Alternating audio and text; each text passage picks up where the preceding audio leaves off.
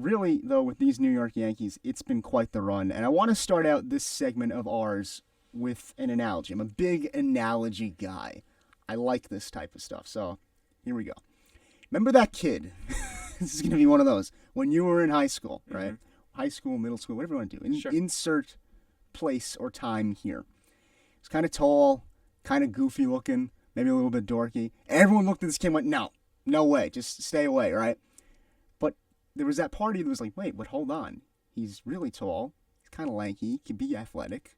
Maybe basketball player, baseball player, football. You looked at me and went, all right, he's going to be like really well liked in a few years. He's going to have that moment where he glows up, right? And then all of a sudden, summer goes by or a winter break, something like that. You come back, the kid just shot up like a rocket. He's now like 6'8" or something. He's jacked. He's getting all this attention. You're like, what the heck happened here? And everyone's like, oh boy. You and your classmates look at each other. Was that? Yeah, we were making fun of him. Oh boy. The New York Yankees are that kid. From 2021 to 2022, they are that kid. Last year, they were the dorky kid that everyone looked at and went, yeah, they're big, they're tall, they're kind of awkward. They're not doing what they need to do. They're not smashing the baseball everywhere. The pitching's kind of clunky. The bullpen has its moments. And everyone rolled their eyes. People in Boston rolled their eyes. It was all fun and games when it was the Kermit dolls coming out at Fenway Park. 2022, that Yankee team, that dorky kid, they grew up. They came back. They're ripped now. They're hitting the baseball out of the park. They're making a mess of the AL East. 61-23. First in that AL East, best record in baseball, beat the Sox by a score of 12-5 last night.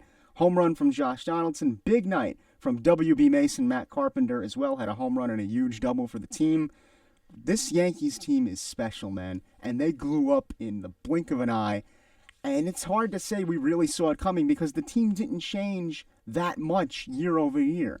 It's still the same basic team at its core. First off, love your analogy. And it makes complete sense because it's the same team, relatively the same team, because it's that kid. He goes on break. He comes back. He's still the same kid, but a few things have changed. And those few things we're going to get into, mainly retaining Anthony Rizzo after he traded for him last season, bringing him back. Signing Matt Carpenter early on in the season was great to get an extra bat there. Talking about IKF coming in, great acquisition there. And then it's the bats that are actually coming to work and they're actually hitting, right? These are the same guys, we're talking Judge, we're talking Stanton, guys that, you pay them to hit home runs. Not that they weren't last year, it's just not to the same extent that they are this year. Absolutely. It's been like watching something you thought you were going to see actually happen. Like we thought eventually these guys would figure out how to hit in the league and do it consistently. See, we're great hitters. Stanton's a great hitter. Judge is a great hitter. Yeah. There was just questions about could they do it consistently over a condensed period of time, right? I think when I say condensed, you're talking about the series. People say basketball is a game of runs in that you're going to have a couple minutes where you're not hitting any buckets. But then you're also going to have times where you're shooting the lights out of the room. Baseball is like that as well over the course of series, over the course of a season, right? So you're going to have series where you're hitting the ball out of the park every which way. The question is, can you keep that up in an individual series? So right now against Boston, great example of that. They've been hitting the ball crazy. 6-5 win in game 1, 12-5 last night. You're doing it in that condensed amount of time, but you're consistent in your approach to the plate. Really, it starts and ends with Aaron Judge in my mind. I know other guys have contributed. We talked about Stanton. We've talked about Rizzo a little bit. To me, he bet on himself coming into this year. Didn't get that contract done with Cashman in the front office, but he has proved himself, slashing 287, 366, 627, 30 home runs with 64 RBIs. Really, I can't say enough good things about Aaron Judge because he has some guts to do what he did and to say, listen, I know all of you think I'm injury prone. I understand that. This was the conversation. I'm fully confident this is what happened. He walked into the front office, looked at Brian Cashman, and said, yeah, you think you're going to pay me all this money, I'm going to get hurt, that's going to be it. You're not going to get my money's worth. Guy bet on himself, and it's working out like a charm.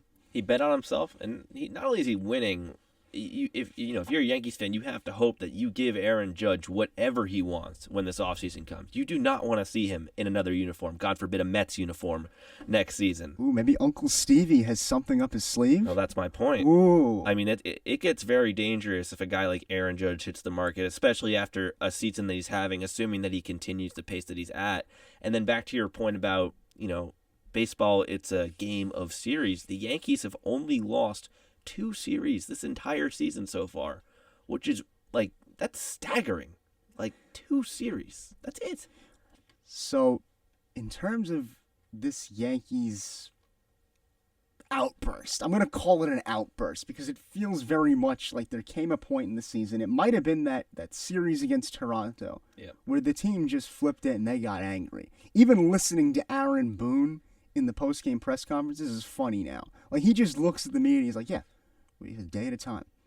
We're not too concerned about today. We're not overly concerned about tomorrow. We just know that we want to be that team to beat. We want to win a champion. That very much feels like the tonality in the room, and the pitching has helped them as well. I want to switch and talk about that a little bit here. They hold the second best team ERA in Major League Baseball, have the lowest home runs per 9 in baseball right now. You're getting hitters to just miss. Their whiff percentage right now is extremely high. First in whiff percentage in Major League Baseball. That starts with guys like Gerrit Cole. That starts with guys like Nestor Cortez. I know Cole had the clunker, but overall, they've overperformed in my mind this rotation. I think they're a talented rotation.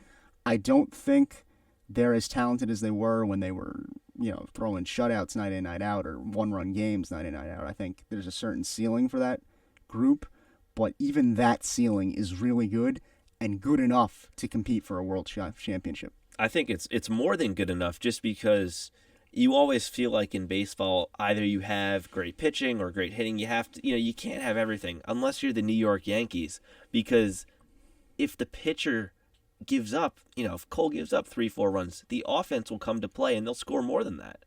The offense can compensate for a bad night every once in a while, which is what makes the Yankees so dangerous fundamentally.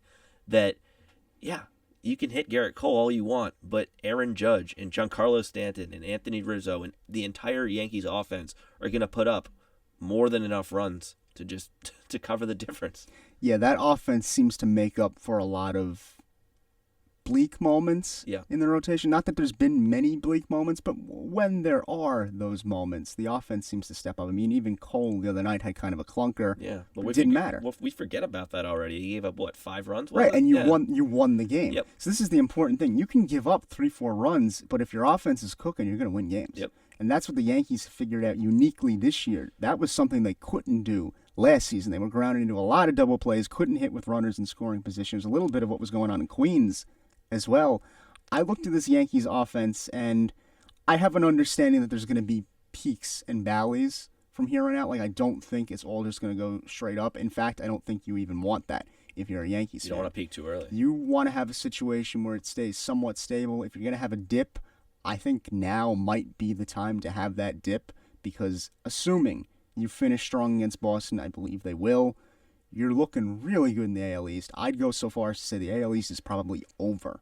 If you're going to have that dip, now is the time when you have that big series advantage, when you have that big division advantage.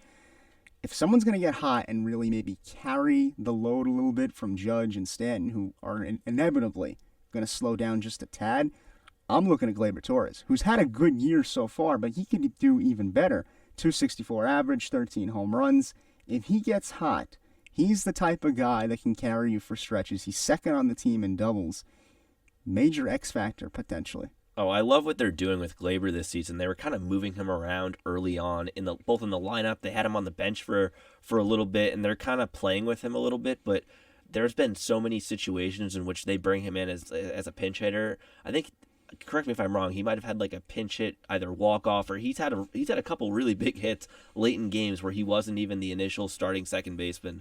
Gleyber Torres in the past has been a great hitter, and I just love that he's flourishing in this role. You mentioned he leads the team in doubles. I also think X factor. You want to look at DJ LeMahieu. He's going to be your leadoff guy more often than not. Utility guy. Put him anywhere on the field. He's going to help you out, and contact hitter. That's the interesting thing too, is that you have players that can fill in gaps offensively. Like, Yep. who would have thought Matt Carpenter Oh, was going to you're be right. that type of guy? I didn't even think he was going to be much good when the Yankees picked him up. Yeah. I thought he was maybe a little too old, over the hill type of player. For the most part, though, it is those big boppers. But it's nice to know that you have utility guys such as a Carpenter, even a guy like Jose Trevino Yep. can have some offensive hot Josh streaks. Donaldson. Josh Donaldson I mean, as well. my goodness. I mean, I know some of these guys are up there in age, but when they're not the focal point of your offense, when they're not being asked to be in that number 3 or number 4 spot, and you can be a little lower in that lineup. They don't ask as much of you, but you can still perform just as well. I mean, that's exactly what you want out of an offense.